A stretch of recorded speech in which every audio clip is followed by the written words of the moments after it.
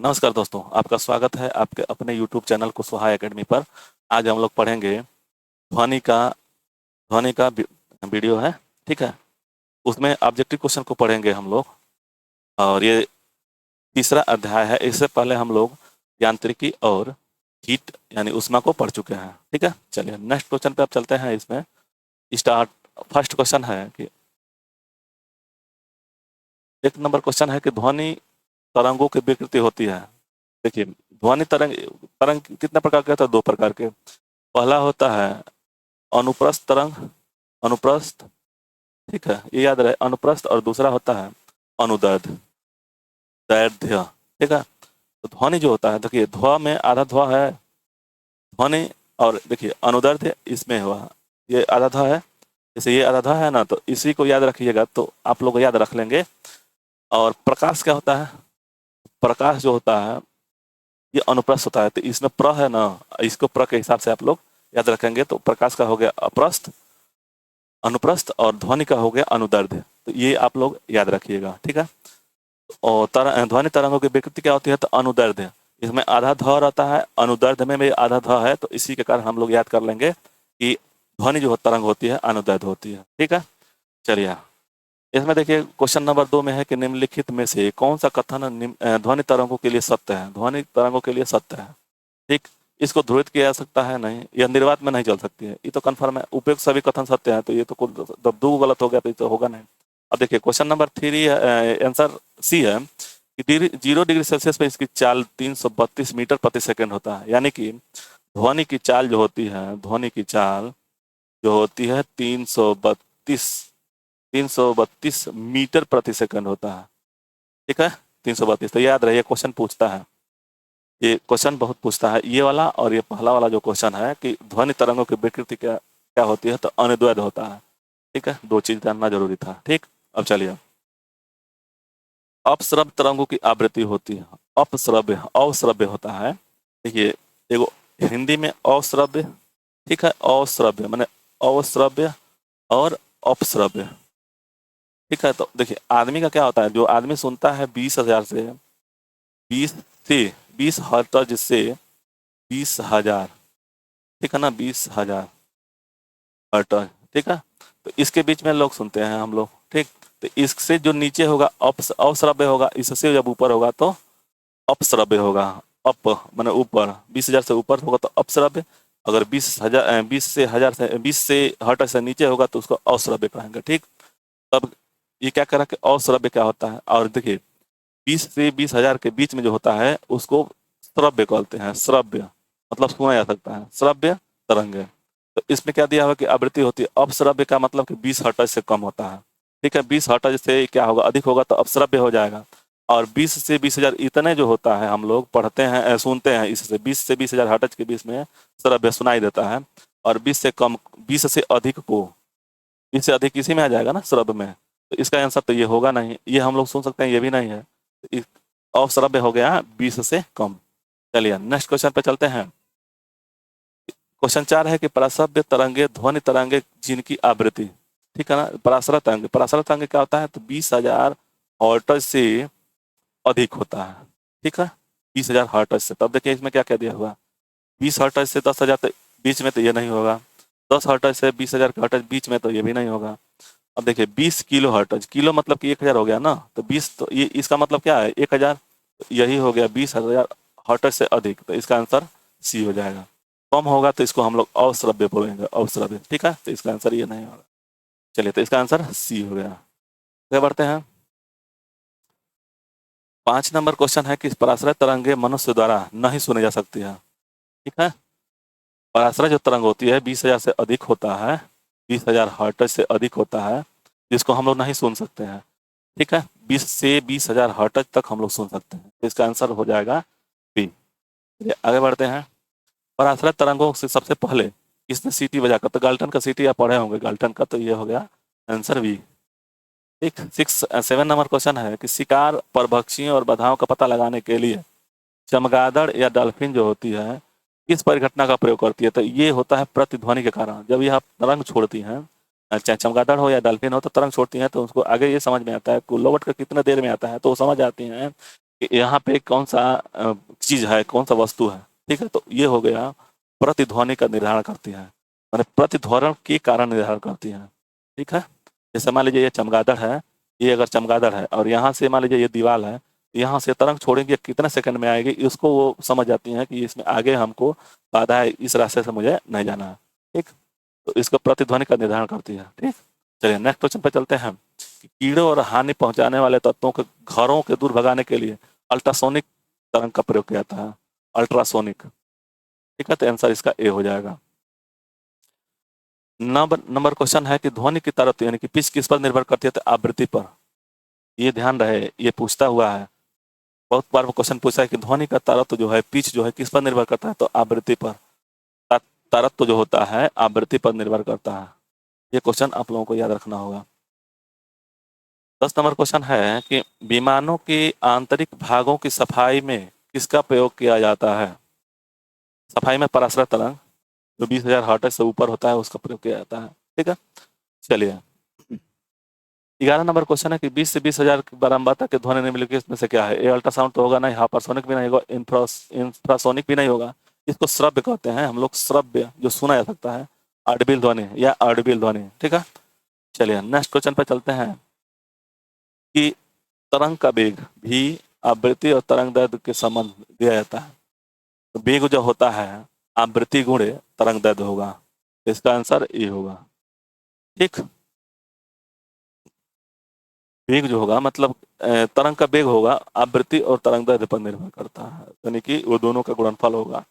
ठीक, चलिए चंद्रमा पर धरातल से दूर विस्फोट नहीं होता पड़ता, सुनाई नहीं पड़ता है, कारण है कि वायुमंडल अनुपस्थिति है वहां पे। ठीक है, तो इसका आंसर ए हो जाएगा। जैसे कि हम लोग जो ध्वनि जो होता है, ध्वनि उसको माध्यम की जरूरत होती है, माध्यम की। अगर आप निर्वात में भी चलेंगे और निर्वात में बोलेंगे तो भी हमारा ध्वनि नहीं सुनाई देगा। इसी के कारण चंद्रमा पर कोई भी अगर आदमी बोलेगा भी तो दूसरे दूर नहीं सुनाई देगा। ठीक है, तो उसका वायुमंडल का मेन कारण है। चलिए नेक्स्ट क्वेश्चन पे चलते हैं। 14 पे, चमगादड़ अंधेरे में उड़ सकती है क्योंकि वह अति तीव्र ध्वनि पैदा करती हैं और उसको वो नियंत्रित तुरंत कर देती हैं। अंधेरे में उसको साफ दिखाई देता है, तो चमगादड़ को साफ नहीं दिखाई देता है। उसके आंख का प्यूपिलिक बहुत बड़ा होता है, ये भी नहीं है। कोई भी चिड़िया ऐसा कर सकती है नहीं। चमगादड़ जो होती है रात में चलती है, उसका जो प्रतिध्वनि जो होता है वो उस पर नियंत्रण करती है, तो वे अपने ध्वनि को पैदा करती है और उसका नियंत्रण करती है। ठीक है, तो चलिए नेक्स्ट क्वेश्चन पे चलते हैं। 14 के बाद 15 नंबर क्वेश्चन है कि चमगादड़ रात्रि में किसी वस्तु से बिना टकराए हुए उड़ती है। ठीक है, चमगादड़ में इंफ्रासोनिक तरंगें निकलती हैं। इंफ्रासोनिक नहीं होता है, अल्ट्रासोनिक होता है, इसको परासरक तरंग बोलते हैं। तो दोनों सही है, तो दोनों नहीं, एक सही होगा एक गलत है, तो ये वाला पहला वाला सही है इतना, मतलब ये वाला सही है। तो इसमें क्या दिया है, दोनों सही है, तो ये आंसर नहीं होगा। दोनों सही है, ये भी नहीं है। ये गलत है तो ये गलत, ये हो ही नहीं सकता, इससे इसका आंसर सी होगा। ठीक है, चलिए नेक्स्ट क्वेश्चन पे चलते हैं। 16 नंबर क्वेश्चन है कि वायु में ध्वनि की चाल 332 मीटर प्रति सेकंड होती है। यदि दाब बढ़ा दिया जाए तो दोगुना कर दिया तो ध्वनि की चाल, दाब बढ़ने से कोई फर्क नहीं पड़ता है, ये बात ध्यान रहे। तो इसका आंसर हो जाएगा 332 मीटर प्रति सेकंड। ठीक है, चलिए अब 17 नंबर क्वेश्चन है कि निम्न द्रव्यों में से इसमें जो द्रव्य दिया हुआ है, पदार्थ दिया हुआ है, सबसे तेज यात्रा ध्वनि सबसे तेज यात्रा किसमें करेगी। देखिए निर्वात में नहीं करता है, जब जितना देखिए क्या होता है कि ठोस में सबसे ज्यादा करता है, फिर उसके बाद से द्रव में, उसके बाद से गैस में। ठीक है, तो सबसे ज्यादा किसमें होगा, ठोस में। ये बात ध्यान रहे कि ठोस में, तो स्टील ठोस है ना, तो इसमें सबसे ज्यादा करेगा, उसके बाद से जल में और उसके बाद से वायु में। ठीक, चलिए नेक्स्ट क्वेश्चन पे चलते हैं। 18 है, बादलों की बिजली की चमक के काफी समय बाद बादलों की गर्जना सुनाई पड़ती है, इसका कारण क्या है। बिजली की चमक का, प्रकाश का जो चाल होता है वो अधिक होता है ध्वनि की चाल से। ठीक, इसीलिए हम लोगों को प्रकाश तेज दिखाई सुनाई देता है लेकिन ध्वनि बाद में दिखाई देता है। ठीक, तो इसका आंसर क्या होगा, बादल ध्वनि को रोक देता है नहीं, गर्जन के बाद उत्पन्न होती है नहीं, ये निर्वात में चल सकती है परंतु ध्वनि नहीं। तो निर्वात से तो यहाँ का कोई मतलब है नहीं। ठीक है, तो इसका आंसर ये होगा डी, कि प्रकाश की चाल ध्वनि की चाल से बहुत अधिक है। ठीक है, और इसमें चलते हैं 19 नंबर क्वेश्चन है कि वायु में ध्वनि का वेग लगभग लगभग क्या होता है? 332 मीटर प्रति सेकंड होता है। मीटर प्रति सेकंड, ठीक है, मीटर प्रति सेकंड होता है। तो इसमें कौन सा होगा लगभग? ये तो होगा नहीं, ये तो 200 है, तो ये होगा नहीं, 220 है, ये भी नहीं होगा, ऐसा नहीं होगा। इसका आंसर ये होगा, लगभग में पूछा है, अप्रॉक्सिमेटली में। ठीक है, चलिए 20 नंबर क्वेश्चन है कि किस माध्यम में ध्वनि सबसे तेज चलती है? तो हम लोग अभी इससे पहले पढ़े हैं कि सबसे तेज ठोस में, उसके बाद से द्रव में, उसके बाद से गैस में। ये चीज आपको याद रहना चाहिए, ठोस में, द्रव में, गैस में। तो सबसे तेज माध्यम किसमें है? तो ठोस में। ठीक। ध्वनि का वेग 21 नंबर क्वेश्चन है कि ध्वनि का वेग भिन्न भिन्न माध्यमों में भिन्न भिन्न होता है। ठीक है ना, भिन्न भिन्न माध्यम में भिन्न भिन्न होगा। कारण यह है कि ठोस में, द्रव में और गैस में, मान लीजिए इनका माध्यम अलग अलग है, तो इसका जो ध्वनि का वेग जो होगा हर एक में अलग अलग होगा। तो ये कह रहा है कि समान है, तो समान तो होगा नहीं। बी क्या दिया है कि बी में भिन्न भिन्न होता है और ठोस में सबसे अधिक होता है, तो ये तो बात सही है। इसका आंसर ये होगा। अब देखिए भिन्न भिन्न होता है परंतु द्रव में सबसे कम होता है, द्रव में नहीं, तो गैस में होता है। अब इसमें दिया है कि भिन्न भिन्न होता है लेकिन गैस में सबसे अधिक होता है, तो ये भी आंसर नहीं होगा, ये भी नहीं होगा। इसका मतलब कि आंसर बी होगा। ठीक है, चलिए 22 नंबर क्वेश्चन है कि लगभग 20 सेंटीग्रेड ताप पर किस माध्यम में ध्वनि की गति अधिक होती है? तो ताप से मतलब नहीं है, सबसे जरूरी है कि माध्यम। अगर ठोस, द्रव, गैस है तो सबसे पहले माध्यम की पहले जरूरत होती है, तो उसमें लोहा ठोस है तो इसमें सबसे ज्यादा होगा। ठीक है, चलिए 23 नंबर क्वेश्चन है कि निम्न में से कौन सा कथन सही नहीं है? नहीं है। तापमान के बढ़ने से वायु में ध्वनि वेग बढ़ता है। तापमान से इसका कोई फर्क नहीं पड़ता है। वायु में ध्वनि का वेग दाब पर निर्भर नहीं करता है, ये भी गलत है। और आर्द्रता के बढ़ने पर वायु में ध्वनि वेग कम होती है। आर्द्रता के बढ़ने पर वायु में गगन की वेग कम होती है। इसका आंसर सी होगा। आयाम और आवृत्ति में वेग प्रभावित नहीं होती है, इस पर तो क्यों नहीं पड़ेगा, ये भी तो होगा ही, तो इसका आंसर सी होगा। ठीक है, चलिए आर्द्रता के बढ़ने पर वायु में ध्वनि का वेग कम होता है। चलिए नेक्स्ट क्वेश्चन पे चलते हैं। 24 है कि वायु में ध्वनि का वेग तापमान की घटने से घटता है। इसका आंसर सी होगा। 25 नंबर क्वेश्चन है कि रेलगाड़ी के इंजन में निकली भाप पहले दिखाई पड़ती है और सीटी बाद में सुनाई पड़ती है। देखिए क्या कर रहा है कि रेलगाड़ी में इंजन से निकली भाप पहले दिखाई देती है और सीटी बाद में सुनाई देती है। और कह रहा है कि प्रकाश की तरंगे चाल की तुलना में ध्वनि की तरंगों की चाल कम होती है। ठीक, हाँ सही है। इसका दोनों सही हो गया ना, यानी कि ये भी सही है, ये भी सही है, तो इसका मतलब कि ए वाला सही होगा। ए तथा आर दोनों सही है, परंतु और आर ए की व्याख्या कर रहा है। चलिए 26 नंबर क्वेश्चन है कि पराध्वनिक विमान उड़ते हैं ध्वनि की चाल से अधिक चाल से। ठीक है, पराध्वनिक विमान उड़ते हैं ध्वनि की चाल से अधिक चाल से। चलिए नेक्स्ट क्वेश्चन पे चलते हैं। 27 नंबर क्वेश्चन है कि वस्तु की वेग तथा उसी माध्यम में एवं उन्हीं परिस्थितियों में ध्वनि का वेग के अनुपात को क्या कहते हैं? मैक। मैक कह रहा है कि मैक क्या कहते हैं? मैक का परिभाषा क्या है? तो वस्तु की वेग तथा उसके माध्यम में एवं उन्हीं परिस्थितियों में ध्वनि का वेग को अनुपात को कहते हैं। देखिए वेग के अनुपात को मैक कहते हैं। ठीक है, 28 नंबर क्वेश्चन है कि मैक अंकों का प्रयोग वेग के संबंध में किया जाता है। मैक किसके लिए? तो वायुयान के संबंध में। ठीक है, चलिए नेक्स्ट क्वेश्चन पढ़ते हैं। 29 नंबर क्वेश्चन देखते हैं कि ध्वनि या ध्वनि प्रदूषण मापा जाता है डेसिबल में। डेसिबल में, डीबी बोलते हैं इसको, डीबी, डेसिबल में। ठीक, साधारण बातचीत में ध्वनि की तीव्रता होती है 30 से 40 डेसिबल। चलिए ध्वनि की वह विशेषता जो मादा ध्वनि को नर ध्वनि से भिन्न करती है, तरत्व के कारण। तरत्व जब अधिक होगा तो पतली आवाज हो जाएगी, तरत्व के कारण होता है। ठीक है, चलिए 32 नंबर क्वेश्चन है कि ध्वनि के किस लक्षण के कारण कोई ध्वनि मोटी या पतली? तो तारत्व के कारण, पिच उसी को कहते हैं, पिच तारत्व। मोटी और पतली तारत्व के कारण होता है। ठीक है, तो इसका आंसर बी होगा।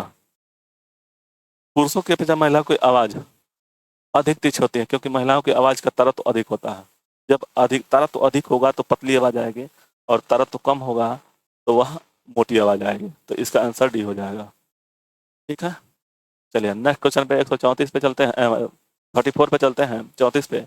एक युवक की आवाज की तुलना छोटे बच्चे की आवाज अधिक प्रिय क्यों लगती है? उसका तारतम्य पर निर्भर करता है। तारतम्य जिसमें अधिक होगा, ठीक है ना, उसका मीठी आवाज होगी, पतली आवाज होगी। तो इसमें देखिए क्या दिया कि बच्चे की आवाज का तारतम्य पुरुष की आवाज के तारतम्य की तुलना में कम होता है। नहीं, अधिक होगा। जिसका तारतम्य अधिक होगा उसका आवाज पतली होगी, सुरीली होगी।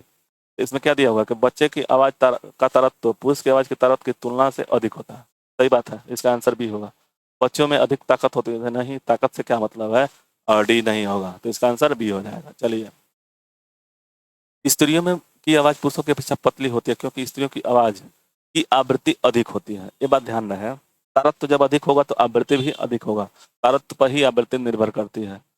यानी कि तारतम्य अधिक होगा, तारतम्य यानी कि पिच, PITCH, ठीक है, तो क्या होगा, उसकी आवाज पतली होगी। तो इसका आवृत्ति पर भी निर्भर करता है, यानी कि तारतम्य आवृत्ति पर निर्भर करता है। आवृत्ति अधिक होगी, तारतम्य अधिक होगा। ठीक है, चलिए नेक्स्ट क्वेश्चन पर चलते हैं। यदि सितार और बांसुरी एक ही स्वर बजाया जाए तो उसमें उत्पन्न ध्वनि भेद भेद भिन्न अन्य के कारण क्या सकता है? क्या? तो गुणता के कारण, केवल ध्वनि के गुणता के कारण। ठीक है, नेक्स्ट क्वेश्चन पर चलते हैं, 37 पे। निम्नलिखित में से कौन सा एक वायु में ध्वनि तरंगों द्वारा उत्पादित नहीं होती है?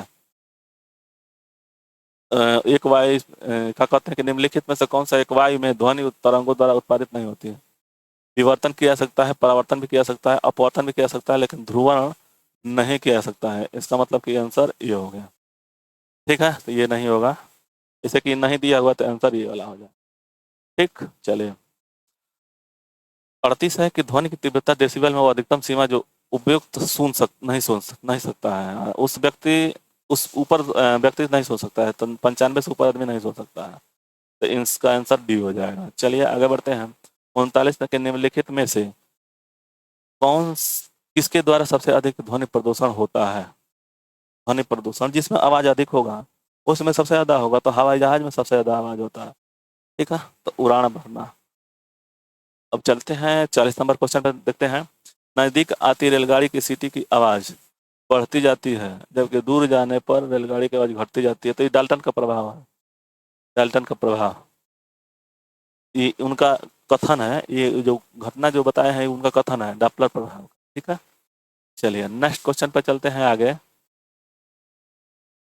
41 नंबर क्वेश्चन पे कि एक अंतरिक्ष यात्री अपने सहपाठी को चंद्रमा की सतह पर सुन नहीं सकता है। क्योंकि वहां पर वायुमंडल नहीं है और उसमें कोई माध्यम, जब वायु, इसलिए कि ध्वनि जो होता है, ध्वनि को माध्यम की जरूरत होती है। अब ऑप्शन पर निर्भर करता है, उत्पादित आवृत्ति ध्वनि आवृत्ति से अधिक होती है, तो ये तो होगा नहीं। रात्रि में तापमान कम और दिन में अत्यधिक होता है, तो ये तो सही बात है, लेकिन इससे कोई मतलब तो है नहीं ध्वनि से। और चंद्रमा की सतह पर कई क्रेटर है, इससे भी नहीं मतलब है। सी आंसर होगा कि ध्वनि प्रचारित करने का माध्यम नहीं है। ये एकदम सही है। कारण यह है कि चंद्रमा पर वायुमंडल नहीं है, माध्यम नहीं है। ठीक है, और ध्वनि जब चलती है तो माध्यम में ही चलती है। 42 नंबर क्वेश्चन है कि कौन सी प्रक्रिया प्रकाश और ध्वनि दोनों में घटित नहीं होती है? प्रकाश और ध्वनि में घटित नहीं होता है, तो इसका ध्रुवण है। देखिए विवर्तन भी हो जाता है। जैसे विवर्तन में क्या होता है, विवर्तन में होता है कि ऊपर से जो, जिसे देखेंगे मृग मिर्ची का विवर्तन के कारण ही होता है। परावर्तन जो होता है किसी सतह से टच करके वापस आ जाती है, जैसे शीशे पर। और अपवर्तन मतलब कि सघन माध्यम से बिना माध्यम में जाने पर वह अपवर्तन हो जाता है। ठीक है, तो वो मान हो जाएगा, लेकिन ध्रुवण नहीं होता है। दोनों में, प्रकाश में और ध्वनि में ध्रुवण नहीं होता है। ठीक है, तो इसका आंसर सी होगा। अब 43 है कि चिल्लाते समय व्यक्ति हमेशा हथेली को मुंह के समीप पर रखते हैं क्योंकि उसमें दिशा को इंगित करता है। उस स्थिति में ध्वनि ऊर्जा सिर्फ एक दिशा में इंगित होगी। ठीक, चलिए नेक्स्ट क्वेश्चन पे इसका आंसर हो गया, मतलब 43 का आंसर हो गया ए। और 44 का देखिए, 44 का क्वेश्चन का क्या है। डेसिबल का प्रयोग निम्नलिखित में से किसके मापन के लिए किया जाता है? तो ध्वनि के मापन के लिए किया जाता है। ध्वनि की तीव्रता याद रहे, ध्वनि की तीव्रता के लिए मापा जाता है ध्वनि डेसिबल का। तो इसका प्रकाश का ये होगा नहीं, उसमें का नहीं होगा, ये नहीं होगा। ठीक, प्रतिध्वनि क्या होता है? प्रतिध्वनि, ध्वनि का परावर्तन। जैसे किसी सतह पर, मान लीजिए सतह है, ध्वनि आई, टकरा के वापस चली गई, उसको प्रतिध्वनि कहते हैं। तो इसका आंसर हो गया परावर्तन। परावर्तन मतलब कि एक सतह से, जैसे दीवार है, उस पर ध्वनि गया और वापस लौट के चला आया, तो उसी को परावर्तन कहते हैं। ठीक, अपवर्तन क्या होता है कि विरल माध्यम से सघन माध्यम में जाना। अवशोषण मतलब कि अवशोषण कर लिया, सुनाइए नहीं दिया, ध्वनि की चाल से कोई मतलब है नहीं, तो इसका आंसर यह है। चलिए 46 है कि स्पष्ट प्रतिध्वनि सुनने के लिए परावर्तक तल और ध्वनि स्रोतों के बीच की न्यूनतम दूरी 17 सेंटीमीटर होता है, 17 मीटर होता है। इसका आंसर होता है 17.6 होता है, तो लगभग में इसको मानते हैं 17 मीटर। जैसे प्रतिध्वनि अगर हमको परावर्तक सुनना है, जैसे कभी कभी आप देखा होगा किसी फिल्म में पहाड़ पर लोग चढ़े रहते हैं और इसके गर्त में बोला जाता है, यहाँ पे किसी बोलता है तो इसकी आवाज़ तुरंत लौट के आ जाती है, ठीक है ना, तो उसी को परावर्तक कहते हैं। तो कम से कम 17 मीटर की दूरी होनी चाहिए, न्यूनतम दूरी 17 मीटर, न तो परावर्तक नहीं होगा। ठीक, तो ये याद रहे, ये क्वेश्चन पूछा जाता है। जैसे कि ये जीडीसी में, रेलवे के जीडीसी में पूछा गया था क्वेश्चन, ये सबसे कम क्या होता है, तो ऑप्शन में कई चीज़ दिया था।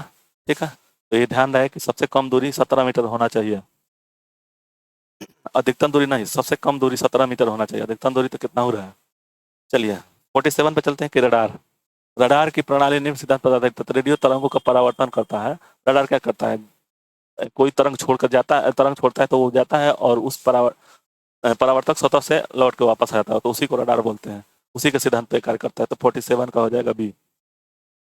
अपवर्तन तो होगा नहीं, ये वाला नहीं होगा। डॉपलर प्रभाव में क्या होता है कि डॉपलर प्रभाव में जो रेलगाड़ी का जो आवाज़, मतलब जितना नज़दीक रेलगाड़ी जाती रहेगी उसका आवाज़ अधिक सुनाई देगा, दूर जाती रहेगी तो कम हो जाएगा, तो डॉपलर का प्रभाव है। ठीक, चलिए देखते हैं 48। किसी प्रतिध्वनि को सुनने के लिए मूल आवाज और प्रतिध्वनि के बीच का समय अंतराल क्या होना चाहिए, 1/10। मतलब कि देखिए, मूल आवाज और प्रतिध्वनि की आवाज 1/10 अंतराल क्या होने चाहिए, तो 1/10 है। ठीक है, चलिए नेक्स्ट क्वेश्चन पे चलते हैं। इसका सी हो जाएगा 48 का। और 49 है, अच्छे ऑडिटोरियम की दीवारें हैं, अच्छे ऑडिटोरियम की दीवारें छत, फर्श, रेसे पदार्थ, कालीन, ग्लास, फाइबर आदि से ढके रहते हैं। इसका उद्देश्य क्या है, उद्देश्य क्या है कि वह प्रतिध्वनि को अवशोषण कर लेगा। ठीक है ना, जैसे मान लीजिए हम लोग इको बोलते हैं, जैसे एक ही आवाज को 2 बार 3 बार आता है, इको होने लगता है, तो उसको वो अवशोषण कर लेता है और वह जो आवाज है इको नहीं करेगा, आपको आवाज अच्छी सुनाई देगी। ठीक है, तो इसका आंसर डी हो जाएगा। चलिए 50 पे चलते हैं। ध्वनि का प्रवाह मानव के कान में कितने समय तक रहता है, 1/10 सेकंड, वही है 1/10 सेकंड। ठीक, 1/10वां सेकंड तक रहता है। चलिए 51 नंबर क्वेश्चन है कि ध्वनि तरंगे किसके कारण प्रतिध्वनि उत्पन्न करते हैं, किसके कारण प्रतिध्वनि, प्रतिध्वनि का मतलब कि टकरा कर फिर वापस आए, तो उसको परावर्तन कहते हैं। आंसर हो जाएगा सी। 52 है, एक व्यक्ति को प्रतिध्वनि सुनने के लिए परावर्तक तल से कितनी दूरी पर खड़ा रहना चाहिए। व्यक्ति को अपने प्रतिध्वनि सुनने के लिए परावर्तक तल से कितनी दूरी पर, देखिए यहाँ पे दिया है 224 फीट, ये भी फिट दिया हुआ, ये भी फिट दिया हुआ, ये भी फिट दिया हुआ है, तो हम लोग को क्या करना चाहिए, 17 मीटर होता है। ठीक है ना, 17 मीटर, 17 मीटर का मतलब कितना हो गया, अगर 40 है तो 17 चौके और 600, मान लीजिए इसका अगर 17 मीटर है तो 1 मीटर में कितना इंच होता है, तो 39 इंच होता है। मान के चलिए 40 इंच, 17 चौके और 680। ठीक है, तो इसको 12 से जब हम भाग देंगे फीट में बदलने के लिए, तो कितना हो जाएगा, 12×25 = 60 हो जाएगा ना। हो ये नहीं तो 39 पे करते हैं, 17 मीटर होता है, 17 मीटर। ठीक है ना, तो मान के चलिए कि 39 इंच में 1 मीटर होता है, 16.7 होता है कि 6 होता है, इतना रहता है। इसी को फिर इंच में बदलेंगे तो आ जाएगा वो। मान के चलिए 39 है तो 17 × 39 × 17, तो 17 7 9 63, 6 7 3 21 और 6 27 और 39, ये हो जाएगा 3 और 7 16 को 6 हासिल 1, 3 2 5 1 6। ठीक, तो मान के चलिए इसको अगर आप 12 से करेंगे तो 12×5 = 60, 12×5 = 60, यानी कि हो जाएगा। ठीक है, ये 56 हो जाएगा, 55 हो रहा है ना, तो 56, इसका आंसर बी होगा। चलिए नेक्स्ट क्वेश्चन पर चलते हैं। स्टेथोस्कोप ध्वनि का किस सिद्धांत पर कार्य करता है? स्टेथोस्कोप जो होता है ध्वनि का किस कारण सिद्धांत पर कार्य करता है? तो परावर्तन के कारण, स्टेथोस्कोप। ठीक है। 54 है कि प्रतिध्वनि तरंगे के कारण उत्पन्न होते हैं, तो परावर्तन के कारण। ये तो कई बार क्वेश्चन रिपीट हो चुका है। सोनार का प्रयोग, सोनार का प्रयोग जो होता है नौ संचालक मतलब नाविक को करते हैं, सोनार का प्रयोग नाविक करते हैं। ठीक है। तो 55 क्वेश्चन पढ़े इस वीडियो में, हम लोग 55 क्वेश्चन पढ़े, आगे अगले वीडियो में पढ़ते रहेंगे। ठीक है। इसलिए कि ज़्यादा वीडियो बनाने से आप लोगों को भी बोरियत महसूस होगा, तो इससे अच्छा है कि कम कम मतलब कि वीडियो पढ़ा जाए और अच्छा समझ से आए, आप लोग भी देख सकें। तो आप लोगों को ये वीडियो अच्छा लगे तो लाइक शेयर सब्सक्राइब और कमेंट जरूर करें। ठीक है। धन्यवाद।